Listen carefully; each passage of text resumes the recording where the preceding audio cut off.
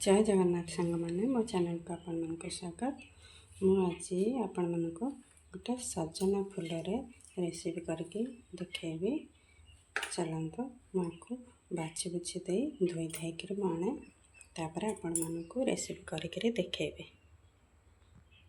शाग मु भल भाव धोईक नहीं आसी आज मसूर डाली रे सजना शागर फूल बनईक देखेबी आपण मन को। चलते देखा केमती बनैबी। देखो मु कड़ाई बसई देछि ता धेरे मो पानी देछि डाली सिझिबा ताती गलानी। मु डाली धोईक नहीं आसी एबे पके दउछि। डाली पके देली एबे मु देखंतो मु गोटे टमाटो गोटे पियाज एमते खंड खंड करके काटिक नहीं आछि। आकु मध्य डाली धीरे पके दबा। टिके लुण टिके हलदी पके दउछि। एबे चलातु डाली टिके सिझिबा पर्यंत घोरैके रखिदबा।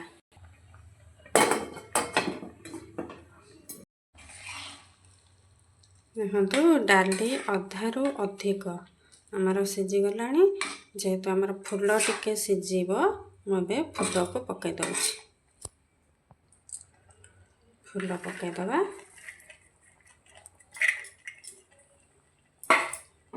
ताको टिके एपट सेपट करके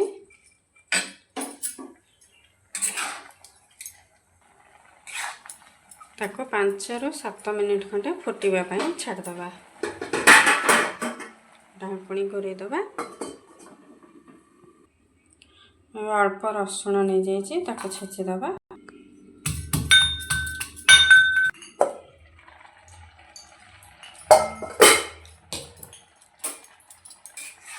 देखो आमर जो सजना फूल आ डाली बहुत भल भाव सिझी गलानी।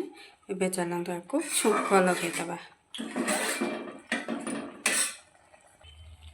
छुंक लगे मुझे तेल गरम कर सारे। एबे चलतु ये आम पकईबा लंका जीरा सोरिष रसुण रसुण पकईबा।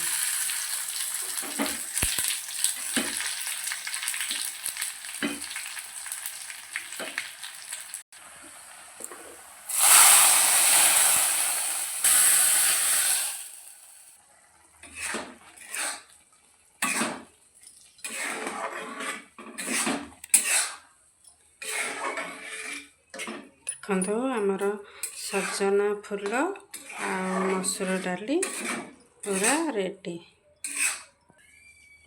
मो रेसिपीटी जदि आपण मानक भल लगिला प्लीज लाइक शेयर सब्सक्राइब निश्चिंत करेंगे।